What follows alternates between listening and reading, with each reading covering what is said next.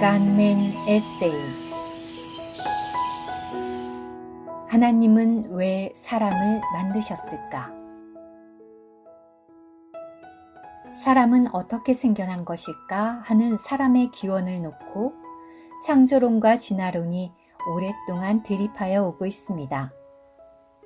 실제로 인터넷 검색을 해보면 이에 대한 자료들이 차고 넘칩니다.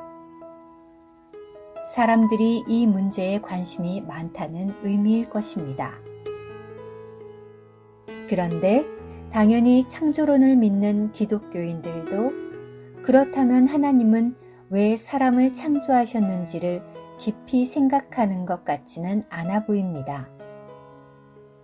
그러나 사실 이 문제는 사람이 사는 목적 내지는 거듭난 사람이 하나님의 뜻대로 사는 것이 무엇인지에 대한 답변이 될 수 있습니다. 따라서 우리가 만일 하나님께서 사람을 창조하신 목적을 바로 알지 못한다면 우리의 신앙생활은 허공을 치는 것처럼 방향성을 잃을 수 있습니다. 그런데 아침 부흥 책자 진도를 따라 읽게 된 아래 말씀은 위 질문에 대한 명쾌한 답변을 주고 있습니다. 하나님께서 말씀하셨다. 우리가 우리의 형상대로 우리의 모양을 따라 사람을 만듭시다. 그리고 그들이 통치하게 합시다. 창세기 1장 26절. 지금까지 30여 년이 넘게 교회 생활하는 동안에 위 창세기 1장 26절은 수도 없이 읽고 또 들어온 말씀입니다. 그런데 최근에 이 말씀을 깊이 묵상하고 누릴 때 온 성경은 이 한 구절의 말씀을 성취하기 위해 쓰였구나 하는 깊은 인식이 생겼습니다. 아울러 이 구절의 의미와 실제적인 적용을 고려할 때 다음 세 곳의 성경 말씀이 떠올랐습니다. 그것은 요한계시록 4장 11절, 에베소서 3장 8절에서 10절, 그리고 스가랴 12장 1절입니다. 하나님의 뜻에 따라 사람이 창조됨. 성경의 마지막 책에서 사도 요한은 우리의 주님, 우리의 하나님, 주님은 영광과 존귀와 능력을 받으실 자격이 있으십니다. 왜냐하면 주님께서 만물을 창조하셨고 주님의 뜻에 따라 만물이 존재하며 창조되었기 때문입니다. 라고 말했습니다. 요한계시록 4장 11절. 위 말씀에 따르면 우리 하나님은 뜻과 목적을 가지신 분이십니다. 그리고 그분은 자신의 목적을 성취하시기 위하여 그분의 뜻에 따라 만물을 창조하셨습니다.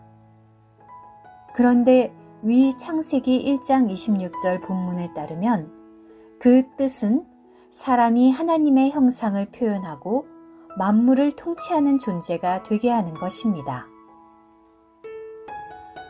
새 사람인 교회. 한편 사도 바울은 에베소서 3장 8절로부터 10절에서 하나님께서 모든 성도들 중에 가장 작은 이보다 더 작은 나에게 이 은혜를 주신 것은 그리스도의 측량할 수 없는 풍성을 이방인들에게 복음으로 전하게 하시고 만물을 창조하신 하나님 속에 영원부터 감춰져 있던 비밀의 경륜이 무엇인지를 모든 사람에게 밝히어 이제 교회를 통하여 하늘들의 영역에 있는 통치자들과 권세자들에게 하나님의 각종 지혜를 알게 하시려는 것입니다. 라고 말합니다. 덧붙여 그는 이것이 하나님께서 우리 주 그리스도 예수님 안에서 정하신 영원한 목적에 따른 것이라고 11절에서 말하고 있습니다. 아침에 위 창세기 말씀을 묵상하면서 새롭게 눈에 들어온 것은 우리가 사람을 만듭시다 라고 할 때 쓰인 사람, 영어로는 man, 히브리어로는 아담이라는 단어입니다. 이 단어는 바로 뒤에서 그들이라고 복수대명사로 지칭되었습니다. 저는 바로 이 부분에 매우 깊은 하나님의 경륜이 담겨 있다고 느껴졌습니다.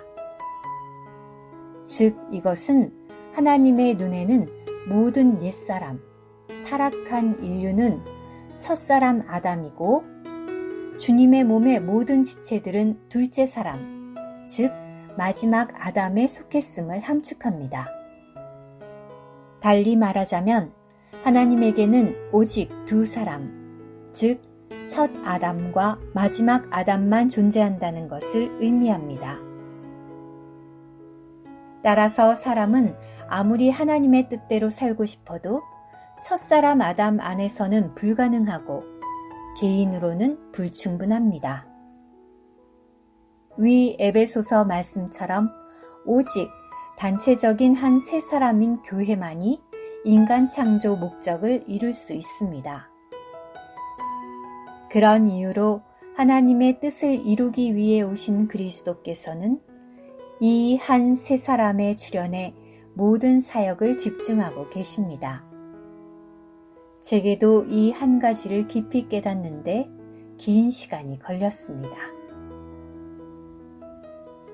사람의 영.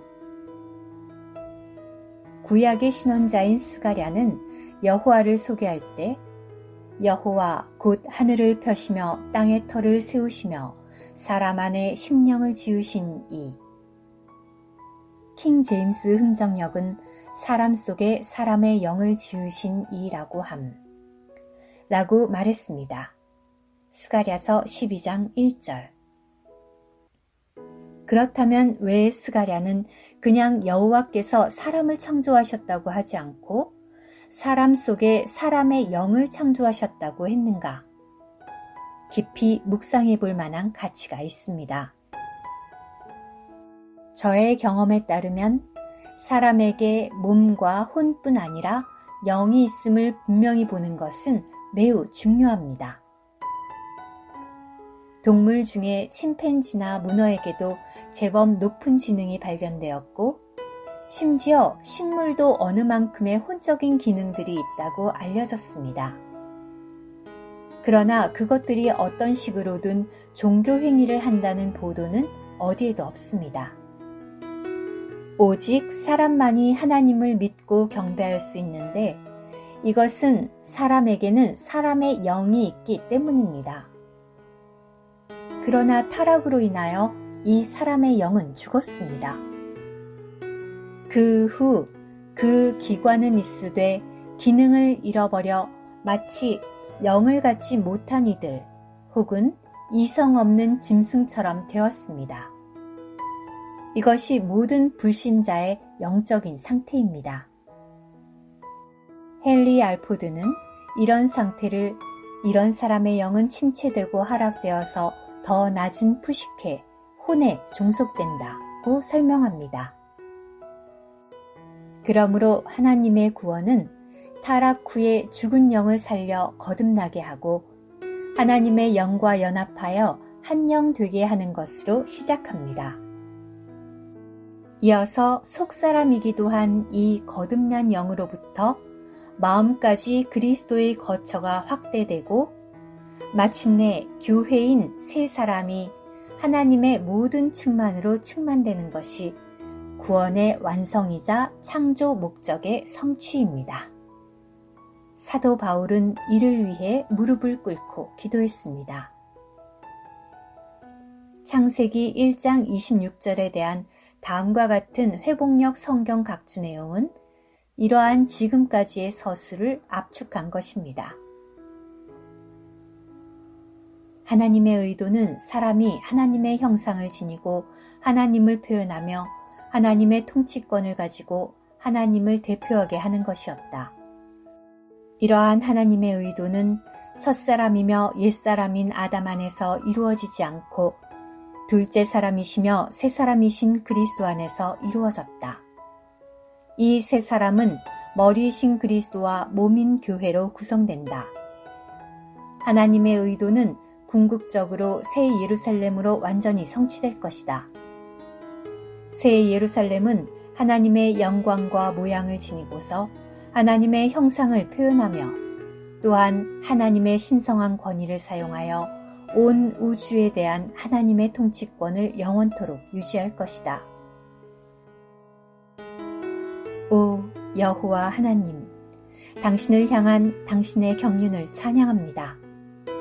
단체적인 한 세 사람을 통해 속히 당신의 창조 목적을 이루소서. 아멘.